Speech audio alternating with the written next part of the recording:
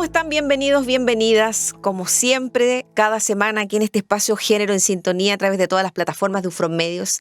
Y como todas las semanas estamos acompañados con una invitada, una mujer. Siempre digo que son las mujeres, las chicas superpoderosas de la UFRO, que a veces quieren pasar un poco ahí coladas, que no quieren mucho que se sepa, pero no porque sean egoístas, sino que son muy humildes, creo yo, ¿no? ¿Cómo está Flery Fonseca? Ya lo voy a presentar, pero primero quiero decirle hola. ¿Cómo estás? Muy bien, Nadia, muchas gracias. Muy agradecida por esta invitación.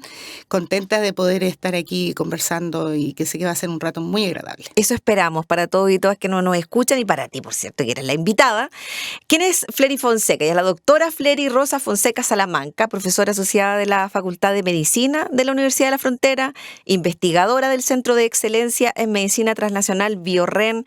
Hoy día también diriges el laboratorio de inmunoparasitología molecular, con más de, me decías, 25 años también en tu carrera de investigadora académica y vinculada a la Universidad de la Frontera, y con harto trabajo también de gestión y en terreno. Lo hablábamos antes de que se prendiera el micrófono, que íbamos a estar comentando un poco también del valor que tiene esto de salir con la universidad a los espacios del territorio. Pero una pregunta que en general uno le hace cuando llegan las invitadas aquí. ¿Cómo llegaste al mundo porque tú eres tecnóloga médica de profesión? Uh-huh. ¿Cómo llega Flery al mundo de la investigación? ¿Qué pasó? Entre medio. Pasó? Bueno, cuando yo ejercí 5 años como tecnólogo médico en el área privada. Al tercer año yo ya sabía que necesitaba algo más, que algo más esperaba. Oye, ¿te puedo interrumpir? Segunda tecnóloga médica que tenemos aquí que nos cuenta lo mismo. Puede ser. Que empezaron en un laboratorio, estaban siendo súper exitosas, no sé qué, y algo pasó en el camino que dijeron, sí, quiero cambiar. Y bueno, siempre me gustó hacer clases. Yo soy hija de Raúl y de Bellaluz. Bellaluz es profesora normalista, Raúl ingeniero en minas, exonerado político de la Universidad Técnica del Estado. Él era profesor de química. Ya. Entonces la docencia siempre estuvo ligada en nuestra casa. En tu familia. Exacto. Quería hacer clases y la universidad era lo que me gustaba. Y ingresé finalmente el año 2000 y cuando llego al departamento de ciencias preclínicas, el mejor departamento de la Facultad de Medicina, me dicen, ya, tú tienes que hacer docencia, tienes que hacer investigación y tienes que ir a hacerte el doctorado. Ya, pero vengo llegando. Así que primero hice un magíster en educación para poder hacer clases con propiedad. Y entre medio surge esto de realizar el doctorado. Mientras tanto, en esos 2 años que estuve en el departamento, antes de irme a hacer el doctorado, empezamos a trabajar con pequeñas cosas, ayudando en el laboratorio, pero básicamente haciéndonos preguntas. Ya. Y a mí me encanta resolver problemas. Y así empezamos, de a poquito iniciando nuestro camino en investigación, con los colegas que ya estaban consolidados en la facultad. Después hice el doctorado en la Universidad Complutense de Madrid, en el área de parasitología, y fui aprendiendo. Todo lo que llegaba lo aprendía. Y al regresar fue empezar a implementar las cosas acá en la UFRO. Y ahí, ¿cuál es el balance después de todo este tiempo? Hoy día también con una trayectoria académica bien importante, también como hablábamos en la gestión. ¿Cuál es tu balance al día de hoy? Siempre bueno. ¿Pudo haber sido mejor? Sí. Pero en esta vida todo tiene un precio. Yo prioricé mucho lo que significaba mi aporte a lo que era la gestión en la universidad. Y eso significó que fuese un poco relegando lo que era investigación. Sin embargo, en toda esta trayectoria, todo este camino, uno nunca anda solo.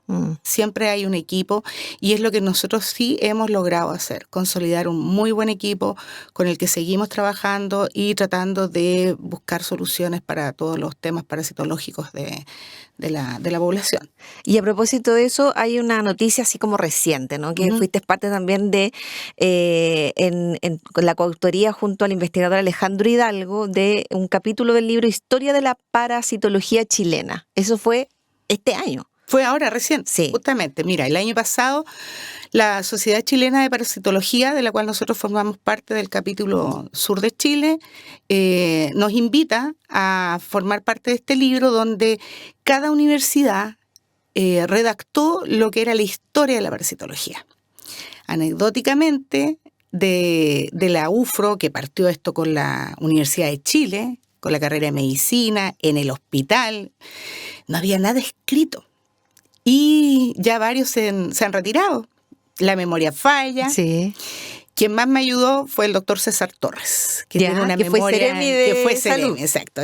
Cesarín es uno de los académicos más antiguos del departamento, vigente 100%. Y él, con su memoria, me relató muchos detalles que habían olvidado. Por ejemplo, Angélica Violet y Carlos Over, que son los que tenían la parasitología cuando nosotros llegamos.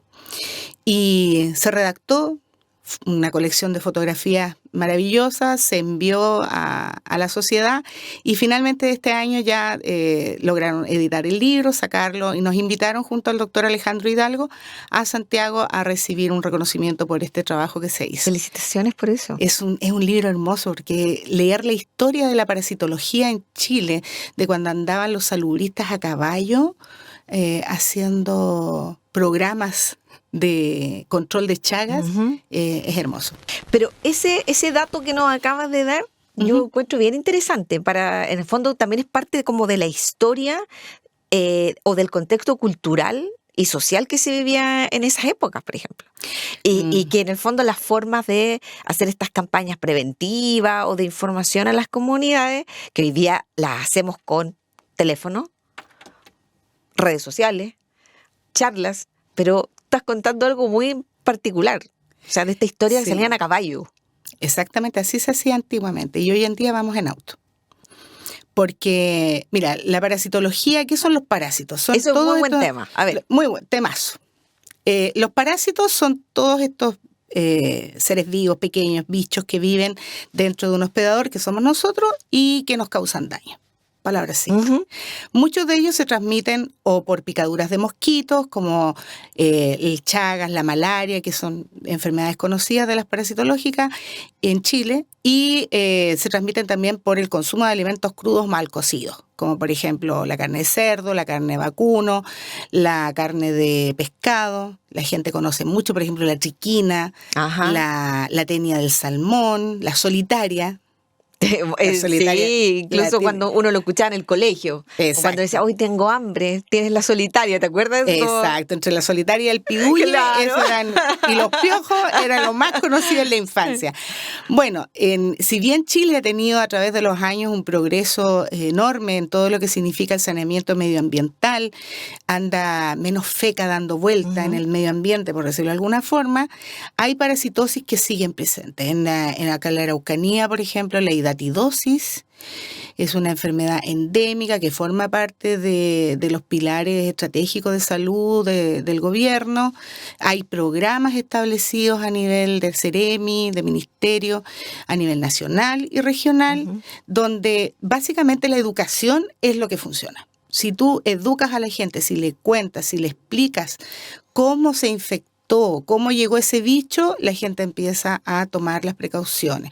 Y en la Ceremi acá, por lo menos, que el equipo de zoonosis trabaja muchísimo, nosotros los apoyamos desde la unidad. Bueno, yo soy la representante institucional de la UFRO frente a la Comisión Regional de Zoonosis.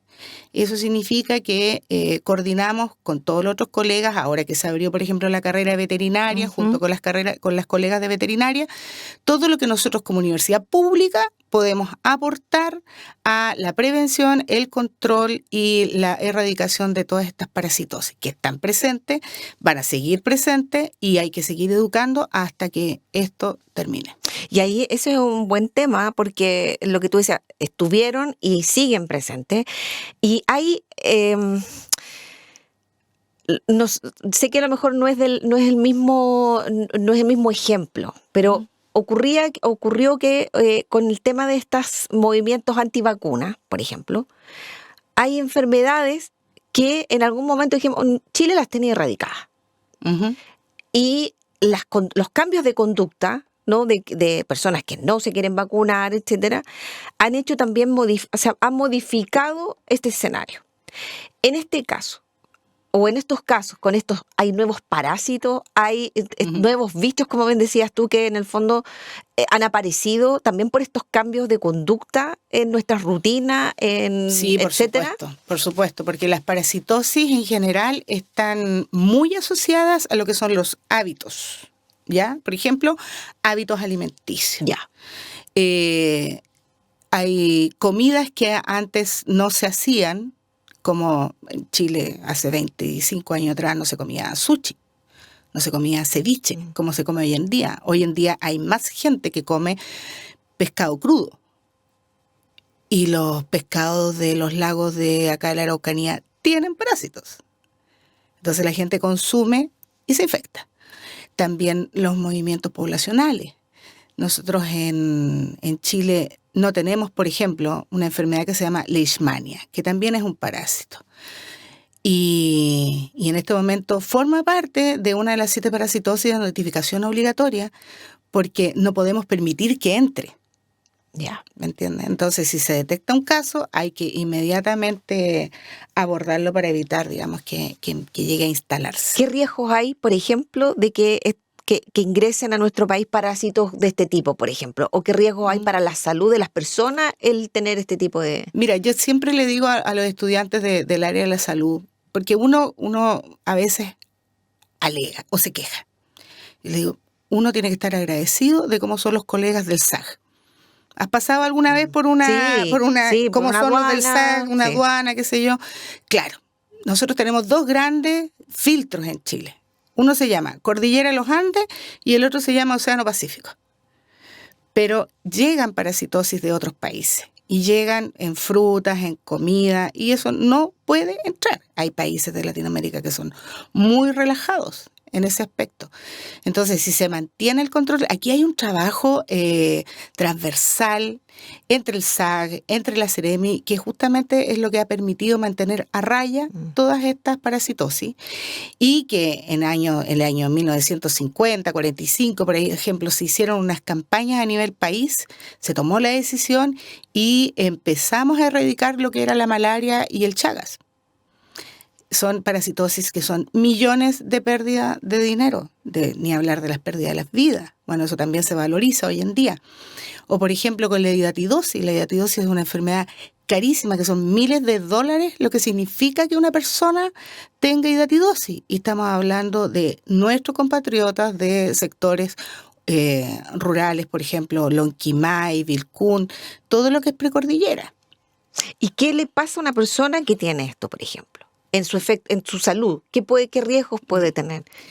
Mira, nosotros normalmente la educación la enfocamos a los niños, porque normalmente cuando se infectan es cuando son niños.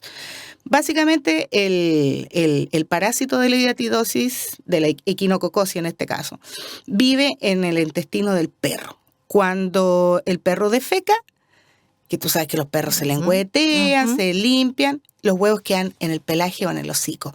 ¿Qué es lo que hace la gente hoy en día? ¡Uy, qué lindo el perrito! O que el perrito deja que el perro te lengüetee. Y después de esas manos sucias tú puedes ingerir ese huevo. Ese huevo llega al estómago, se va a la circulación, estoy diciendo en palabras simples, sí, claro. Llega a la circulación y se instala en el primer filtro, que es el hígado. Si no se instala ahí, va a pasar a los pulmones, segundo gran filtro. Y si no, en cualquier otra parte del organismo, cerebro, hueso, etc. Cuando se instala, empieza a crecer muy lento, milímetros al año. Entonces, cuando tú ya eres adulto, en realidad tienes esto que se llama quiste hidatídico, que es el parásito vivo, que va creciendo lentamente. Imagínate, porque tú me preguntas por las consecuencias, imagínate que tienes un globo del porte de un puño en tu hígado. Eso hay que sacarlo. Obviamente hay tratamientos, pero en algún momento, si esto sigue avanzando, todos terminan en cirugía. O vivir con la mitad de un pulmón.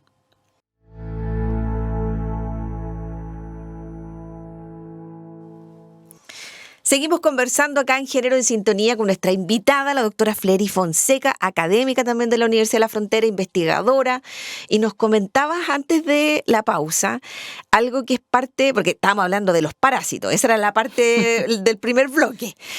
Pero, ¿cómo nos afectaba? Tú hablabas también de los cambios en la calidad de vida de las personas, en su salud particularmente, pero también nosotros hoy día tenemos cambios en nuestras conductas y en nuestros hábitos alimenticios. Entonces, por ejemplo, ¿qué pasa a la gente hoy día que le gusta la carne a punto?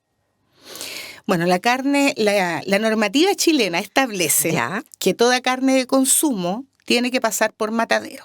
Esa es la razón por la cual comprar carne en el supermercado, en las carnicerías establecidas, no tiene problema. Pero también por nuestra cultura existe mucho lo que es, especialmente en zonas rurales, la matanza de traspatio, que se llama, que es lo que antiguamente uno decía que era la carne para consumo familiar. ¿Ya? Esa carne no pasa por matadero. Ahí hay un tema que caemos entre lo que es la cultura, en lo que significa también la pobreza rural, porque una familia, por ejemplo, de campo, no va a tomar el chanchito que tiene para consumo familiar y todo el gasto en dinero que le significa, por ejemplo, llevarlo al matadero en Temuco, el que sea, y que se lo sacrifiquen y se lo inspeccionen. Exacto. Hay un tema cultural ahí. Y económico. La gente no lo va a hacer. ¿Ya? Y, por ejemplo, en el caso del cerdo, que en este momento ya se nos vienen las fiestas patrias y, por ejemplo, para el Huitripantú también, se consume en la Araucanía mucho cerdo. ¿Qué hacemos? La gente mata sus chanchitos. Bueno, entonces trabajemos más con la educación y con los médicos veterinarios que pueden hacer la inspección, lo que se llama la triquinoscopía, que es el examen de la carne. La gente lo conoce así en el campo, el examen de la carne. Y ahí como universidad nosotros también apoyamos y participamos, junto con la mesa intersectorial de control de la triquinosis de Padre Las Casas. Nosotros formamos parte de esta mesa y se han hecho una serie de operativos. Recién el días antes del Huitripantú, por ejemplo, nosotros nos ubicamos en un sector que se llama Cruce Tres Cerros, hacia Padre Las Casas, y nos instalamos con nuestros pendones, con nuestras mesas, nuestro microscopio y un letrero grande en la calle que dice triquinoscopía gratis. Y la gente baja. Y no solamente nosotros, éramos cerca de 10 puestos que estaban en distintas partes de la zona, digamos, de acá de Padre Las Casas, Temuco, zonas rurales, para facilitarle la llegada a las personas y que puedan inspeccionar su carne. Este fin de semana recién, en la Facultad de Medicina, estuvimos todo el día sábado capacitando a 21 médicos veterinarios que vinieron a reforzar su conocimiento, a cómo reconocer la larva. Se les habla de la importancia de cómo notificar, de cómo procesar las muestras, de cómo se le enseña también al paciente, que uno, o sea, no paciente, pero a las personas, a la familia, también hay que ir educando. Siempre la parasitología va de la mano de lo que es la prevención y la educación. Prevención y educación. Y el 15 de septiembre también se va a hacer una segunda jornada de triquinoscopías gratis, justamente para la gente que viene el consumo ahora para el 18, que tiene que ser antes de la matanza. Sí, y además, a propósito de todos estos cambios que tú hablabas también de los consumos de nuestra cadena alimenticia o de nuestras rutinas alimenticias, hay mucho hoy día comercio de comida en la calle. Sí. Y ahí, por ejemplo, ¿a qué nos exponemos si no tenemos la certeza de cómo se ha preparado, de si cuentan o no estos espacios con agua potable, por ejemplo? Lo hemos conversado acá en UFRO Radio, digamos, en hartas instancias, de espacios, por ejemplo, lo que se ha convertido la Isla Cautín en algunos espacios donde en algunos momentos de la semana, donde hay puestos de comida, digamos, de choripanes, de comida, de bebestible, y no hay ni un baño. No hay agua potable, por ejemplo. Mira, uno entiende que la situación económica actual de muchas familias de nuestro país ha generado estas ideas de poder generar rápido, de alguna forma, dinero para llevar al hogar. Eso es un tema aparte. Pero la normativa existe por algo. Exacto. La normativa es muy clara respecto a lo que significa el consumo de carnes. Cuando uno quiere instalarse con un restaurante, tiene que pasar con una serie de requisitos de sanidad, de permisos de la Seremi que te permitan, porque ellos en sí lo que van a hacer es a revisar si tú estás preparando lo que se llama mantener la inocuidad de los alimentos, que no te produzcan daño. Ujú. Y para eso está la normativa. ¿Qué es lo que pasa si uno consume carne o alimentos? Bueno, uno no sabe de dónde sacaron los alimentos, si han mantenido las temperaturas, cómo los han preparado, si la persona se lavó o no las manos después de ir al baño, si tiene o no alguna infección en sus manos. Las enfermedades transmitidas por el consumo de alimentos son diversas.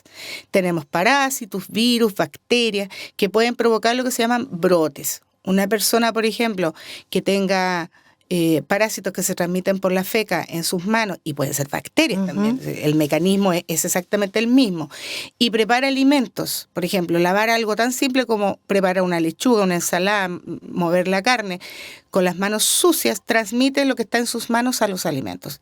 Y después tú vas y lo compras y te lo comes. Y se generan ahí los brotes. Brotes de... ¿Qué es un brote? Es un grupo de personas que se infectaron de lo mismo por estar comiendo lo mismo. Básicamente es eso. Entonces, ¿a qué nos arriesgamos? Nos arriesgamos a intoxicaciones alimentarias, básicamente. Y, bueno, las personas que comercializan alimentos sin permisos es lo que también pueden provocar. Así es. Y eso lo estamos viendo, digamos, es muy común, nos hemos dado cuenta también en algunos espacios de la ciudad que se instalan carritos, ¿no? Bueno, y el que consume sabe a lo que se puede arriesgar, o sea, si esto es libre albedrío. Así es. Freddy, también llevarte un poquito a esta historia más a lo mejor desde lo humano también. Uh-huh. Y te lo digo porque también un espacio que hemos buscado en el Género en Sintonía es cómo mujeres pueden inspirar a otras mujeres u otras jóvenes que hoy día a lo mejor tienen dudas de sus habilidades, de su vocación, porque muchas veces, y el trabajo que también la universidad ha potenciado, y que por algo también nosotros somos parte, digamos, este espacio del Género en Sintonía nace en alianza con el proyecto INES de Género de la universidad, es que buscamos ser una vitrina, pero también un acercamiento para esas disciplinas que a veces por cultura o porque alguna vez nos dijeron que las mujeres no vamos a ser buenas en esto, se nos hacían más difíciles. ¿Qué le dirías tú a lo mejor a una mujer o a una niña joven que nos está escuchando? Lo hemos conversado con estudiantes que están en la U todavía y con... especialmente con jóvenes de colegio, de básica, porque pasamos mucho tiempo en escuelas rurales, por ejemplo, etcétera. Y también aquí en Temuco mismo, digamos. Pero mira, mi experiencia de vida fue muy, muy, muy, muy diversa. Yo no quería ser tecnólogo médico, nunca pensé ser tecnólogo médico, menos trabajar en la universidad, no. Yo quería ir a estudiar interpretación superior de violonchelo a la Pontificia Universidad Católica de Santiago. ¿Ya? Yo toqué 27 años en la Orquesta Filarmónica de Temuco. Wow, ese lado no lo conocí. No lo conocí. Es una sorpresa. Es una música. Siempre quise ser músico. Pero como te comentaba, imagínate, estamos hablando del siglo pasado, literalmente año 88, mi papá fue exonerado de la UT, en esa época, que para mí el año 81 tiene sus dicotomías. Empezó la época dura de mi padre porque fue exonerado, y por otro lado nace mi universidad, que yo adoro la UFRO, la adoro. Pero no podía irme a Santiago, obviamente, la situación económica no lo permitía. UFRO, ya. ¿Y a qué quiere? Yo era buena para muchas cosas. Era buena para diseñar, para leer, para estudiar. Era busquilla, me gustaba buscar respuestas. Me gustaba el campo, me encantaba el campo. Ya, agronomía. Ya, sí, pero no tengo campo. Voy a tener que trabajar un campo prestado. Después, algo de la salud, sí, me gusta la salud, pero no, medicina no, porque no puedo lidiar con con ese tipo de dolor, aunque si hubiese estudiado seguramente hubiese sido urgencióloga. Ya. Urgencióloga, probablemente. Sí. Qué contradicción. Sí, para que veas tú. Sí, sí. Y finalmente entré a la UFRO, cosas de la vida, tecnología médica. Y me empezó a gustar, me gustaba la química, me gustaban los laboratorios. Finalmente, lo que hacía en la universidad también me permitió seguir esta beta musical, que fueron 27 años, como te digo, que estuve ahí. Después, trabajando, me gustaba hacer clases. Bueno, empecé a trabajar en un preuniversitario, hacía clases en un preuniversitario. Después, entré a la universidad. Y al final, de todo este como corolario que te digo, yo más de una vez le he conversado a los jóvenes y he dicho, los títulos universitarios son herramientas. Nos dictan lo que tú vas a hacer el resto de tu vida. Te posibilitan. Y lo que uno nunca sí tiene que dejar de hacer es perseguir sus sueños. Nunca. Y hoy en día, yo te puedo decir, mirando hacia atrás con mis 25 años de vida universitaria, es que he podido, gracias a Dios, hacer y ser todo lo que quise a final de cuentas. Trabajo con animales. Paso mucho tiempo en terreno. Yo tengo ropa de terreno. Con mi medalla UFRO, con ropa de terreno. Sigo haciendo música cuando yo quiero y con quien yo quiero. Sigo estudiando eso, nunca lo voy a dejar de hacer.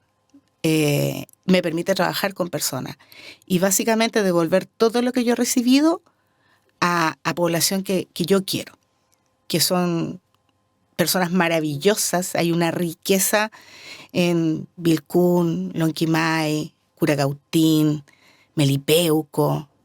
Gente que está abierta a trabajar contigo porque no es el académico que va a formar a la gente. Nada. Ellos me enseñan a mí. Poder transmitir con un potencial, con interculturalidad, lo que yo sé es una maravilla. Qué buen mensaje eso. Qué buen resumen de ti misma. Qué lindo. Además, porque imagino que... imagínate decir como he hecho todo lo que he querido hacer igual. Cuando pensé que a lo mejor me iba a costar más o que a lo mejor mi destino iba a ser otro. No ha sido fácil. Me imagino. No ha sido fácil. Han habido sacrificios también. Y también está la vida personal. Por supuesto, tú eres mamá también. Tengo mamá, soy mamá. De adolescentes también, lo hablábamos. Y TEA adolescente, que ahí sí que hay un tema. Sí, mi hija tiene TEA, así que ahí hice 2 postdoc. 2 postdoc. Mi hijo preadolescente de 10 años también. Y un marido que la verdad ha sido súper partner, muy apañador. Me aguanta todas mis locuras. Todas las cosas que quieres hacer. Sí, todas las cosas que he asumido también dentro de la universidad que me significan tiempo, digamos, siempre igual. Una es mamá siempre, una es mujer siempre, y yo no soy ni feminista ni machista, pero el rol de mamá, el rol de mujer en la casa, en tu familia, lo que significa, eso siempre va a ser. Siempre va a ser. Por lo menos para mí. Yo eso no lo voy a sacrificar. Y tengo ahí mi compañero que me apaña en todas las decisiones y me dice, dale. Eso es ser muy afortunada también. Ojalá muchas pudieran y muchas también pudieran sentir todo ese apoyo y esa fortuna de tener, digamos, esas redes de apoyo que finalmente hacen que uno pueda desarrollarse en distintos ámbitos de la vida. Flery Fonseca, muchas gracias por haber conversado con nosotros, por haberte conocido un poco más también. No tenía idea de esta beta de música o de músico. No tenía idea. Pero te das cuenta, imagínate, toda esta en una mujer, muchas facetas, muchas cosas por hacer. Así que muchas gracias por haber compartido este espacio de tu vida con nosotros acá en el Género en Sintonía, y también cómo tu trabajo que a lo mejor pueda sonar súper técnico en algunas cosas y uno dice que cuando hablamos de parásitos, bueno, tú hoy día explicaste lo que significa, por qué hoy día también es importante que la universidad haga educación, prevención en terreno de estos temas y que es parte de la cultura también de nuestra geografía, de lo que pasa en nuestros campos y en los sectores rurales. Así que muchas gracias a ustedes, que estén muy bien y gracias por habernos escuchado y visto en este nuevo capítulo de Género en Sintonía. Chao, chao.